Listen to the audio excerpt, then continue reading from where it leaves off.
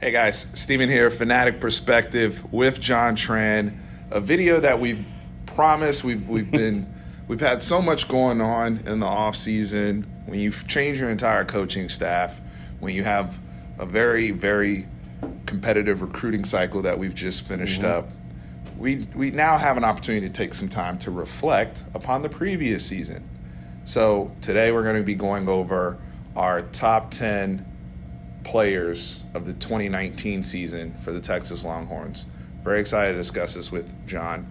We did our preseason top 10 before. We'll get into that in a second. But first, I want to give a shout out to our video sponsors, Boss's Ranch.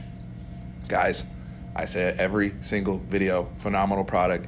HEB, cold produce. Cold produce. We've been having a lot of people hitting us up recently. I don't see it. I don't see it. It's not in the ranch aisle. Cold produce. And if you don't know what that means, go to the grocery store and look it up. It's where it's cold. They got vegetables and cabbage and all that stuff over there. You can find them there. So cold produce, HEB, starting to get some traction in the Houston area. So shout out to you guys that are starting to go and get your Boss's Ranch. Continue to tag us on Twitter. We really appreciate it. So, John, I want to talk about criteria real quick. Okay. I know when we initially did this series, there was a little bit of debate about, well, is it best player on the team? Is it most talented player on the team? Is it the most how do we get to the consensus between the three of us? Because Matthew's here, that's why the video looks so good. Yeah. So we had a consensus amongst the three. How do we get there? Importance, value to the team, and we think availability is very important to the criteria. I know other people's criteria is going to be a little bit different than ours, so it's always up for debate, and we're always looking forward to chatting with you guys online on that. So if you guys don't agree with it, hey, let us know. Yeah, I want to see y'all's list in the comments. Absolutely. I think oftentimes people just get upset, but they don't say what their top 10 is. So we want to. This is very, very subjective this list that we're doing, but I think it's also fun. And as you see our list break down, you'll kind of see why the season went the way it went, right? And then lastly, eye test. This is our personal eye test.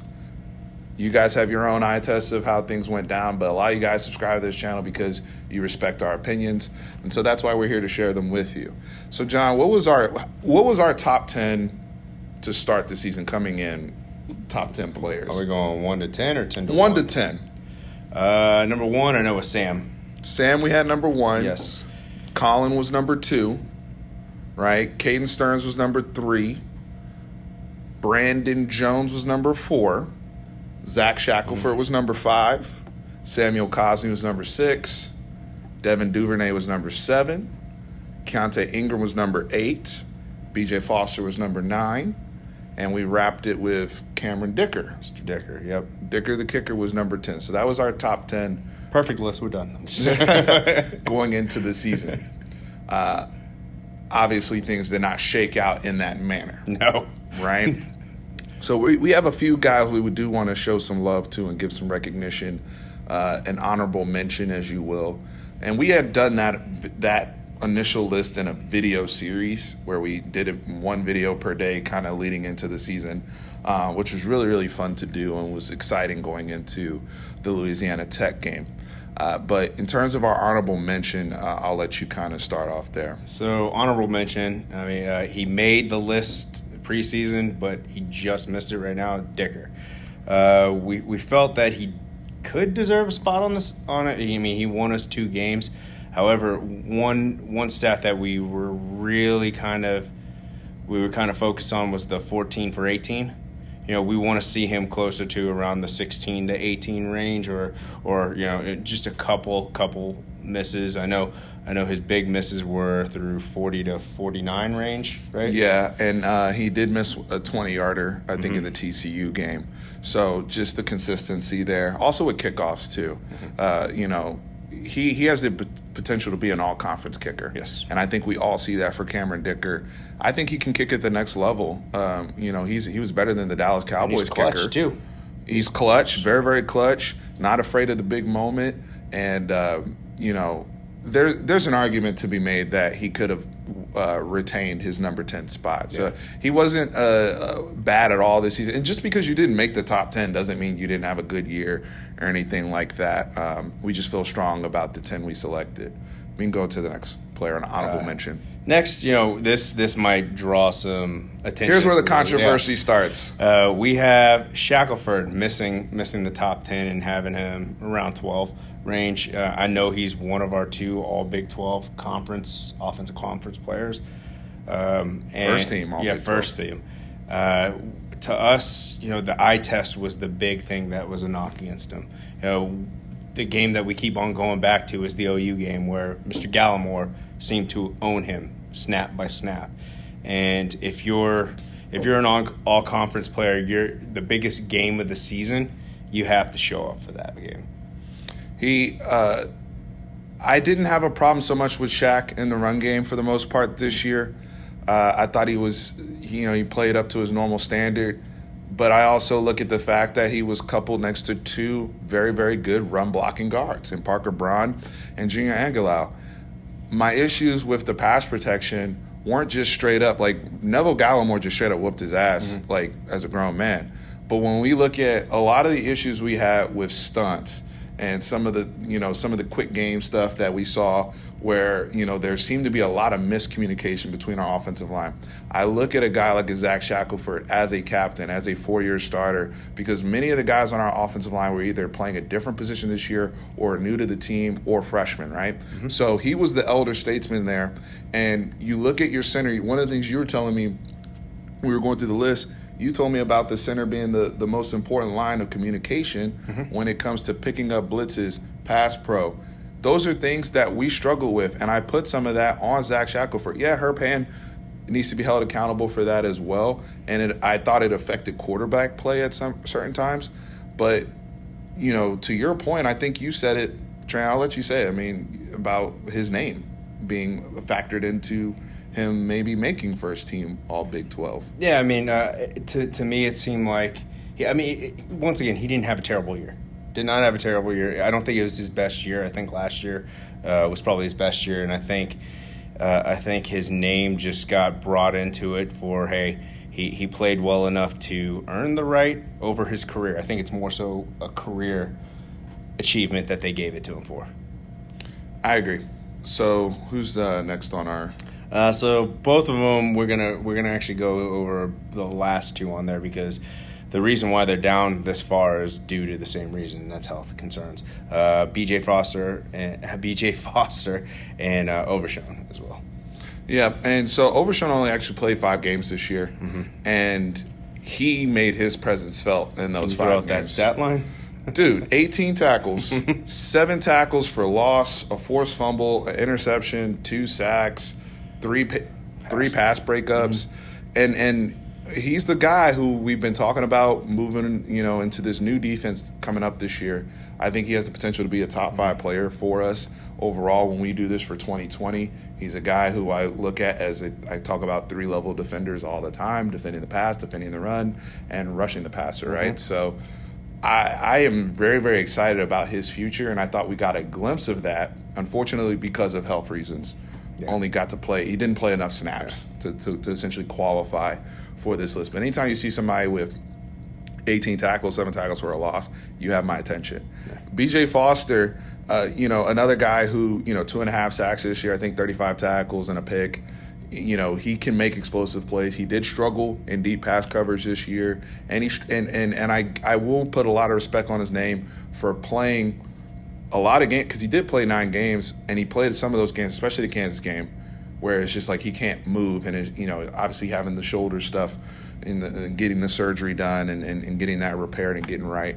I think B.J. Foster will make a return to our list without any issues, and I look for him to put his resume together for the NFL. Yeah, you could definitely tell he's favoring something with that, because there was a lot of times there it was just a downhill hit that he would have loved to have.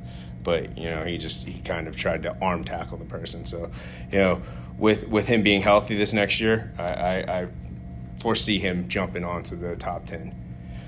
Speaking of the top 10, let's start Speaking it off. of the top 10, we're going to stay in the same position group and because all these guys, we talk about the safety room all the time, and it's a very, very talented room. And our number 10 player is a guy who was initially on our top 10 countdown, who made a top five player, Cadence Stearns. We have him at number 10. Now, some of you may say, hey, does Cadence Stearns even belong on this list? Why did he make this list? Well, I felt as though, and I think, Tran, you agree with me, because we had a lot of debate about this. And I personally felt as though Cadence Stearns had to be a Swiss Army knife for us. And he played a lot more football than when you go back and look at it and his level of productivity. He was our third leading tackler this year. And we asked him to do a myriad of roles. You know, Todd Orlando trying to plug and patch so many different holes because of the injuries, Cadence Stearns included. I think some of the stuff he ended up doing for us was very underrated, considering things got worse when he wasn't on the field and when we saw him come back against Utah. Oh, yeah. When he came back against Utah, he was also healthy as well. So this goes into another health issue that he played. He showed his toughness throughout the year because he did not look like himself. You would see him limping back to the huddle, things like that. And he's just a special player. And I think what we saw a little glimpse in Utah, him playing physical, fast, instinctive. That's the Cadence Stearns we were used to his true freshman year. And we expect him to be playing, more of a free safety type of role where, you saw him as a ball hawk as a true freshman, right? And we expect to see him back in that. Hopefully Chris Ash can redeploy him in that manner.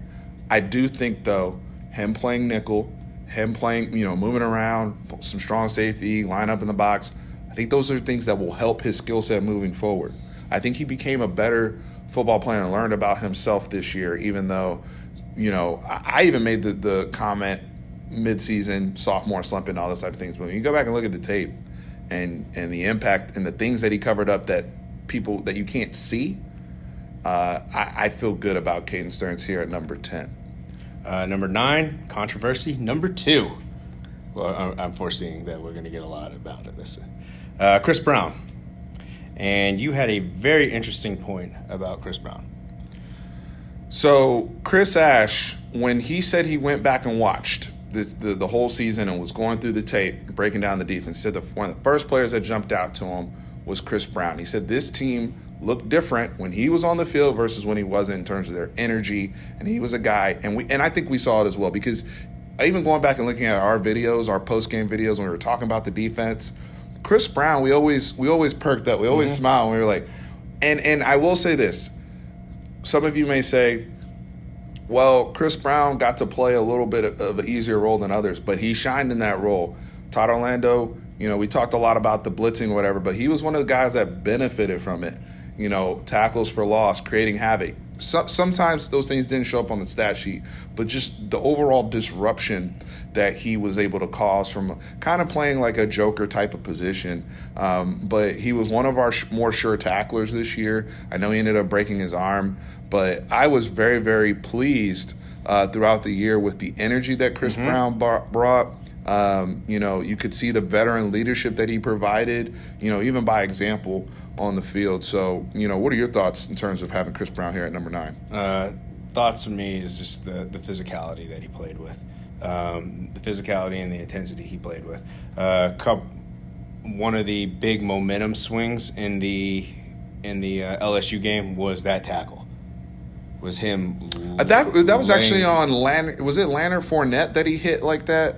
It was one of the. I don't know if it was hit him into hilarious. Retirement. If it was for that. Yeah. But I think it was hilarious. But I'm not 100% positive. People can look this up. But I mean, we were down, but that just got the defense pumped. I think we caused we forced a punt that series off of that. He did a great job all season, man. He really, really did. Even when he came back from injury, he wasn't the same player before him, but just his presence and overall.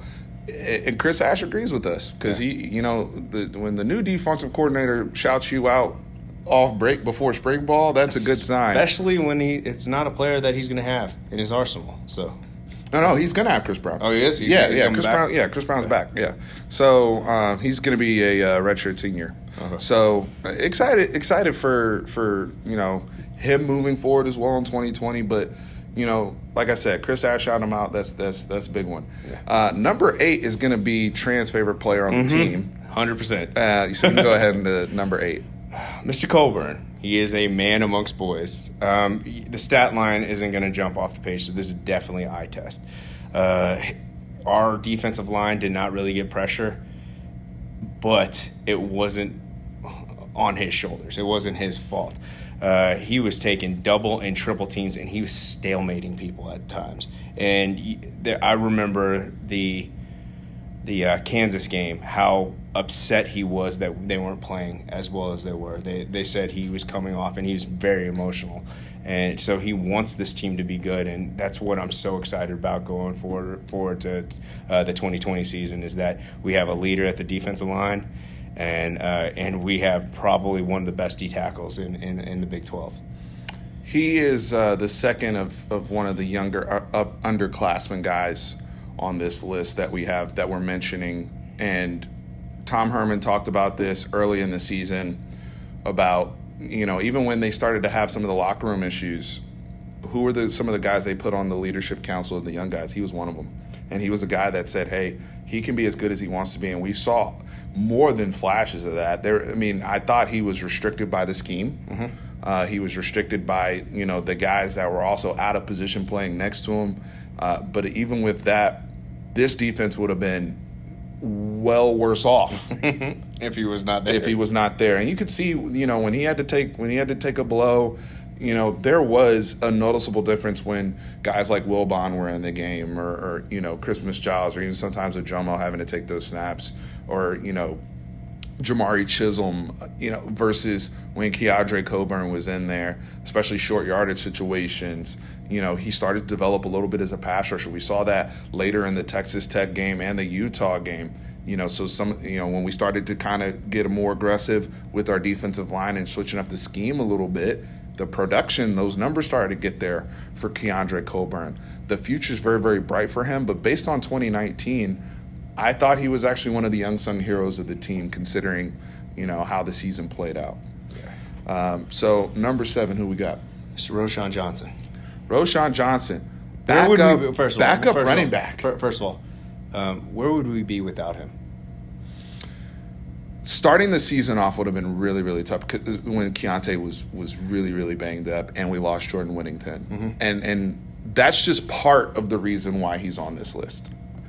His play as standalone, for even if when those guys were healthy, his play, the energy, fan favorite, and the ability to ramp up at the running back position as quickly as he did, not just running the football, catching the football, pass protection, protecting the football. That's the thing I was most impressed with, is how fast he caught up with the pass pro.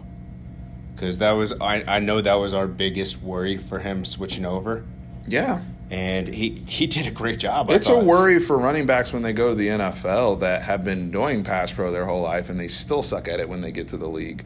And so when you have a guy, and I know it's a different transition going from high school quarterback as a freshman to a D1 freshman tailback, but still, just the ability to hang in there, hold your own. I'm not saying he was perfect every time at pass pro, but he wasn't a liability. And there were games where he carried us. Mm-hmm. There were games where he carried us. If I actually go here, he had 2 games this year over 100 yards rushing. Honestly, he was restricted at times, like the OU game, where he breaks off a 57-yarder. I believe that was the longest run of the season for Roshan Johnson, and he just didn't get enough touches. And there were times. And I think hopefully this changes, especially with the decision they've made to keep him at running back, which is, awesome. I know we have Bijan Robinson coming in. We have Kiana Ingram still here. But when you look at Roshan Johnson, the production that he provided, and the physicality that he runs with, I think that's why people love him so much. I know we love him here. Puts his head down, hits the hole, right? No dancing around, no messing around. And he was a perfect complement to Kiana Ingram in our backfield. And the maturity he did it with throughout the whole year. I mean, they said, hey, we need someone at running back. He was the first one to raise his hand. I want to play. Let's go. Whatever it takes, whatever it takes to get on the field. No one on this team made me more proud. Mm-hmm. And that means something. Yeah. That means something. Nobody on this team, like, if you're talking about just a team player, and again, this list is based on on-field production. So he's a really good – I mean, he had, what, almost 600 total yards or 600 yards rushing. Yeah. And how many – he caught another 23 balls for 58 yards and a touchdown. So 8 touchdowns total for Roshan Johnson in his debut here at Texas. So where are we at now? Number 6? Brandon Jones, the leader of the defense, honestly, this year. We missed team captain. Yeah, we'll get to who the real leader was, but go ahead. Yeah, okay. For the first like 5 games of the season, he was the vocal leader. And then he got injured, and I mean, at one point he was leading tackler but then he all the way through the season, until he got hurt. The bowl game. Yeah. Yes, but he's not a guy who's gonna play the ball well or anything like that, but he will tackle, and he'll be where he needs to be at the time. And this whole season he was that for us. I mean, for him to be a strong safety and lead wasn't he close to leading last season as well? Yes. So 2 seasons in a row. And he actually ended up with a very good stat line. 86 tackles, a sack, and 2 interceptions. 2 interceptions, yeah. So it was not a bad year for Brandon Jones. I think he, just the injury concerns and the lack of, plays on the ball, like you said, that's something he'll have to address at the combine, and I think he will have a good showing in Indianapolis. But in regards to the 2019 season, another guy, like I said earlier with Cadence Stearns, who had to play a multitude of positions and probably had too much on their plate, considering everything falling apart around them, because I didn't think he really started getting banged up until he started having to move around, because at some point he played nickel too, again, and he really hadn't played nickel since his freshman year. So he's getting moved around, but he handled it like a professional, was one of our more sound tacklers. You saw the sideline speed consistently with him. He moved down a couple spots from where we had him in the preseason around 4, moving down to 6. There's nothing wrong with that, because some guys stepped up and elevated this season too, right? Yep. So, but Brandon Jones, we are very, very thankful for your time here at Texas, and all the other guys we mentioned that are moving on, like Zach Shackelford and others. So, but Brandon Jones, appreciate him. Number 6. Number 5, who we got? Keiondre Ingram. So now we're in our top 5. I know some of you guys are people. Keiondre Ingram. He dropped the they ball. Love him. He him. dropped the ball in the first quarter against LSU, and it ruined our season. Knock it off. When you look at Keiondre Ingram, he led this team in touchdowns. From a receiving and rushing standpoint, over 800 yards rushing. Keiondre Ingram, while being injured, coming into the season, improved in every statistical category from his freshman year. He went from 5 yards a carry his freshman year to 5.9, essentially 6 yards a carry. Finishes the year with 10 total touchdowns. Caught the ball very well. I know the LSU, he had the drop. No fumbles again. Over 800 yards on the ground. Again, same thing I said with Roshan about the touches. If he gets the touches, he's over 1,000 yards. He's in the discussion for Big 12 honors. But one of the things I wanted to that I was impressed with Keiondre Ingram was I started to see some home run hitting ability from him, especially later in the year. He had a big run against West Virginia, then he got hurt, and then the bowl game against Utah. Utah, guys, he had a top 3 rush defense. Baylor, the big rush that set us up for our only field goal of the game. Was it Baylor? I think it was Baylor. Oh, yeah. Well, you're right. You're right. Yeah. My bad. He got injured in the first half against West Virginia. Yeah. Excuse me. Yeah. Thank you for correcting me. No, but go ahead into your thoughts on but the thing that impresses me about him is the injury that he sustained preseason. It was a knee injury. So, I mean, when you're a finesse back, I know you put on that weight to handle the pounding, but when you're a finesse back, a cut on the knee hurts every single time you cut, especially with all those pads on. And the fact of the matter is he had 800 yards rushing. I mean, before Foreman came along, how long was it before we had a thousand? It was Cedric Benson? Was it Cedric? Jamal Charles. Jamal Charles. But still, I mean, it's not like we're running back you or anything like that. We're not. And we had two guys who had 800 and 600 yards respectively. I mean, those are respectable numbers. One for a true sophomore and one for a true freshman. Both over 5 yards of carry, and even the days of Joe Bergeron and Jonathan Gray and Malcolm Brown, this is kind of the numbers they were getting on a consistent basis, splitting carries as well between those guys. The only difference is we have a quarterback that's throwing for 3,600 yards, right? With a more established passing game than those guys had. My point is, I thought Keiondre was very, very efficient with the carries he got. He had 4 games this year over 100 yards rushing. The bowl game, like I said, against Utah, 13 carries, 108 yards on the ground, jumped over somebody, had another receiving touchdown. He's only ascending, right? So I know we have Bijan. I'm excited to see Bijan come in here and wreck shop. I'm excited to see Roshan continue his development. But Keionte Ingram is a damn good running back. And enjoy him. We're lucky to have him. We're lucky to have him. Seriously, we're lucky to have him. Number 4. Keionte isn't Roshan's best friend. Sam Cosby. Sam Cosby definitely was our best offensive lineman this year. I agree. I'm glad he's coming back. Just off the record. I'm glad he is. I think he was good enough to have that conversation more so than some players that have had that conversation in the past, and he's going to be they talked about the Connor Williams starter kit, right? And he had a very, very good season. He was second team all Big 12 this year. He had some marquee matchups this year with some really, really good defensive ends. Even the kid from Utah, Clevion Chason, who he battled with, and he had some issues kind of in the middle of the season, just with some consistency things. He's still getting stronger, still getting into his body, but he's got that nasty streak, and I love the way he plays. Was it a 2-point? It was a touchdown, but they counted as a rushing touchdown. Whatever. He still showed his athleticism there. I know he used to be a tight end, right? In high school? I don't think he was a tight end. That was actually Connor Williams that was a tight end. But getting him confused. Athleticism-wise, though. He showed off his athleticism, and we're lucky to have a proven left tackle coming back next year. That's a good point. This was his first year playing left tackle. He was our right tackle the year before, and as a right tackle, he was number 6 on our list coming in before we really got to see him move over. And so moving over, he got better, right? And having him here one more year with the senior Sam Ehlinger, true leader of the offensive line. I think so. I think so. And I expect the offensive line to be very good. Hopefully Tyler Johnson steps in there at left guard, who was one of our top recruits a year before.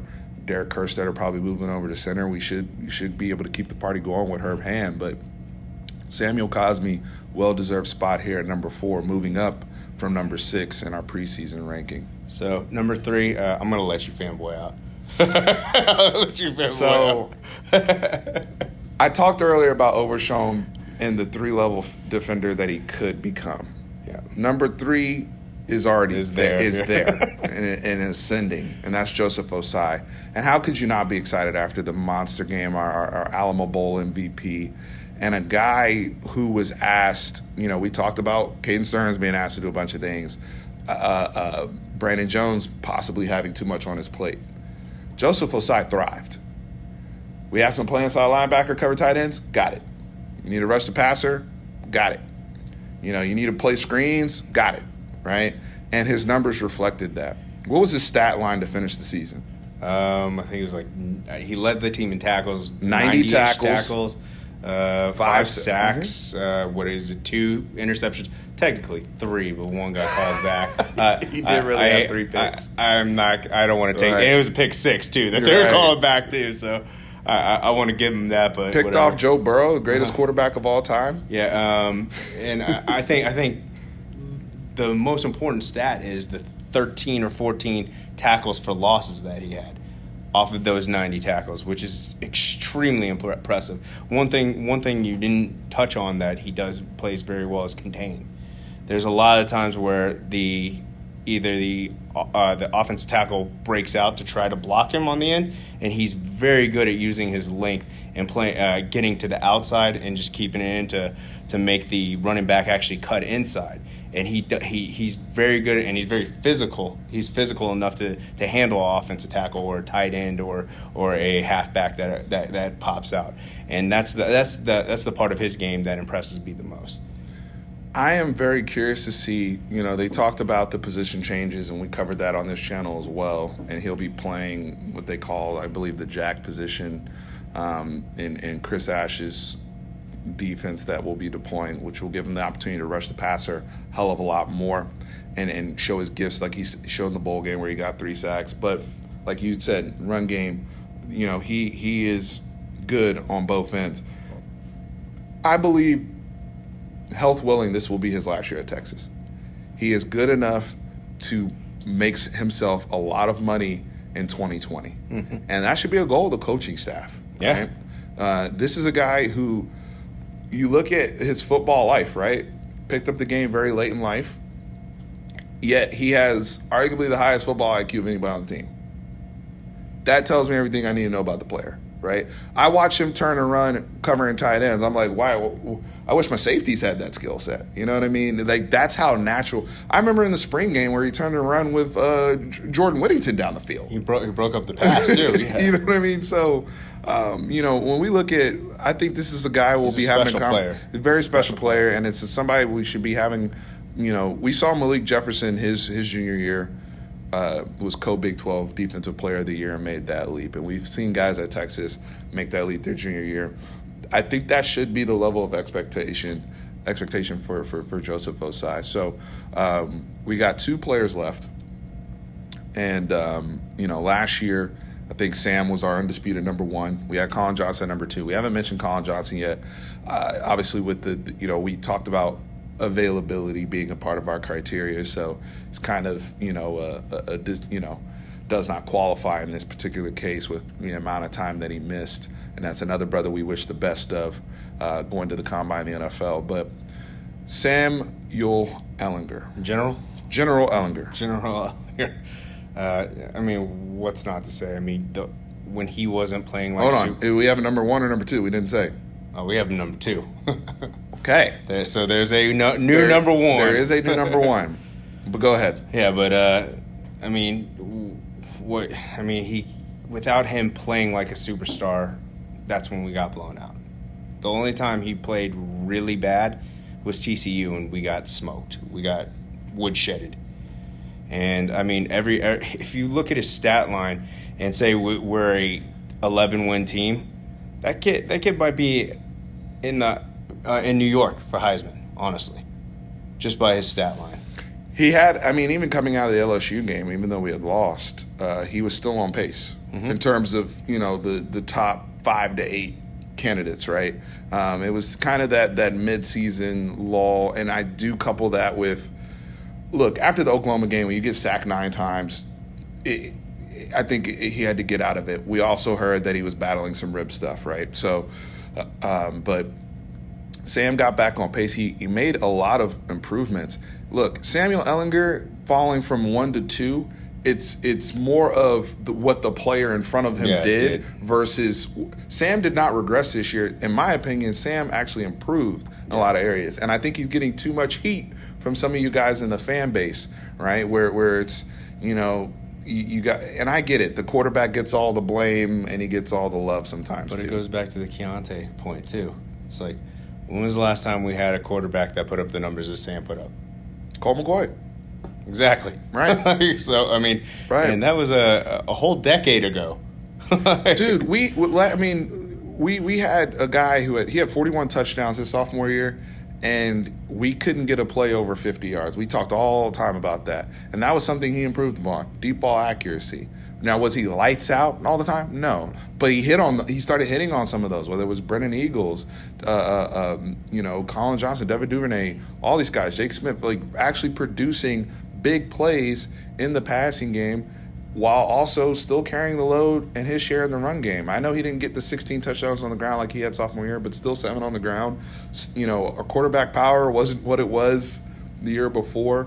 But overall, I think that was by design, but because of the injury. I think it was by design, but we also couldn't run it at will the way when we really, really needed to. It wasn't there the way it was. I also think not having Andrew back there. Andrew Beck and Patrick Vahe. Was pretty huge. But I digress. He still had a fantastic year, and we need to capitalize on the fact that this is his last year, because we don't know behind him if they're ready, because we know they're not battle tested yet. No, and he is. So quick side note. This is why they need to handle their business early in games this year, and I think let's get other people in change to there. Mike Yursich. We're going for the throat now, okay? No more of this, we're playing Rice and we can't get Casey Thompson some snaps until 4 minutes left in the game. No, sir. I use this example all the time. You look at what Alabama did with Mac Jones this year. They were blowing people out. Granted, this is their schedule. You can say what it was. They were getting guys in there, Mac Jones. So when something, God forbid, something happens to Tua, he's ready to play because he's had in-game reps, in-game snaps. Something did happen to Tua. Mac Jones was able to keep the party going and was able to play. Now, I know they lost to Auburn, but he put up 45 points, all right? You look at Miles Brennan this year. I know he wasn't asked to play, but he got a lot of in-game snaps, right? So Texas needs to get to that point, whether it's Casey Thompson, Hudson Card, however the quarterback thing shakes out, we need to have where we're blowing people out, and I think we can do that with Mike Yursich. So I'm sorry for the sidebar, but Texas needs to get to that point, right? Yep. Time for who is our number one. We had to shake up our number one player, Jonathan Tran. Who is it? Mr. Devon Duvernay. Devon Duvernay. I mean, I don't know if many people will argue with us on this one. He was just phenomenal. The only negative you could say was the OU game and him taking it out. The kick return. The kick returns. That was his only blemish. Yeah, that was his only blemish. I don't see. I honestly, he was almost perfect. Otherwise, right? I mean, what could you ask for? A guy who had deep threat capability, caught the ball when you threw it to him, had breakaway ability, moved the chains. I mean, what else can you ask for in this guy? We finally saw a culmination, and this is why we were so upset as Texas fans about the lack of recognition from the Biletnikoff organization. Shame on them, right? When you have a guy who at several points in the season was leading the nation in receptions. Okay, you said, hey, he's struggling with his yards per catch. Then he started hitting off big plays, right? Like, you talk about level of competition. He's going up against these brothers at LSU that are all going to the NFL. He torches them. What more do you want? Week-to-week consistency. There was never a week where he didn't catch either 8 passes or had over 50 or 70 yards.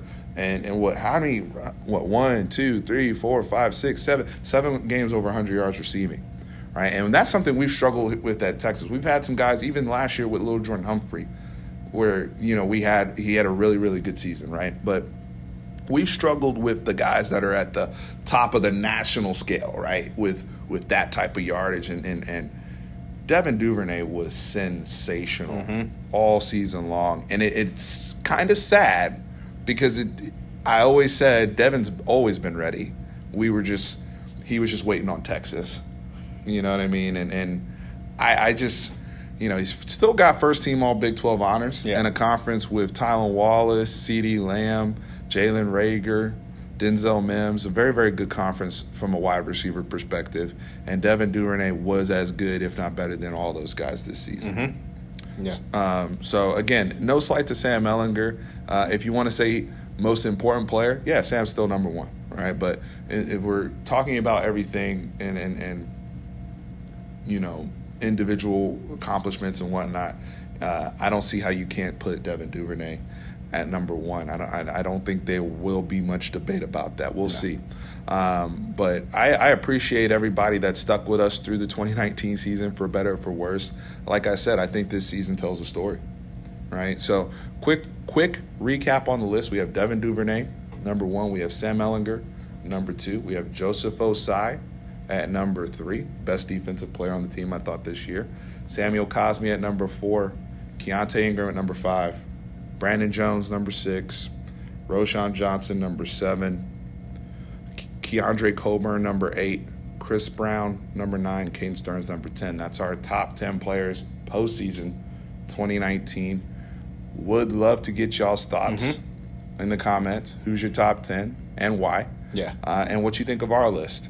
And, we'll try to come up with still thinking about the all-decade stuff. But as we have a little bit of downtime between now and spring ball. That'd be really interesting, because this has been the worst decade in a long time for Texas to actually throw out an all-decade team. Because you can't. And I've seen some people throwing out all-decade teams. I don't know if we want to change it up and do a top 10 Texas players of 2010 to 2019. That might be interesting to look at. Yeah. When you start factoring in guys like a Deonta Foreman and some others, or Quandre Diggs. But just especially with the lack of first-round picks we've produced, right? And everything counts, all encompassing. So I think that's something we might do. Y'all, throw out some suggestions of other videos you want to see regarding Texas football, in regards to reflection. Because I already know who the specialty guys are. Well, yeah. Michael Dixon and Justin Tucker. Justin Tucker, yeah. So. Of course. Justin Tucker is always number 1 in our hearts. So, guys, we appreciate it. Thank you to Boss's Ranch again for sponsoring the video. Matthew, thank you for helping out with the production. And Tran, thanks for being my partner here in crime and getting through this. So we will be, excited to see out of spring ball what our 2020 top 10 list looks like going into April 25th, baby. Can't wait. Yeah. Already. And see what it looks like. Maybe we do another 10 for 10 going to the South Florida game. So we'll see. Appreciate you guys. Horns always up.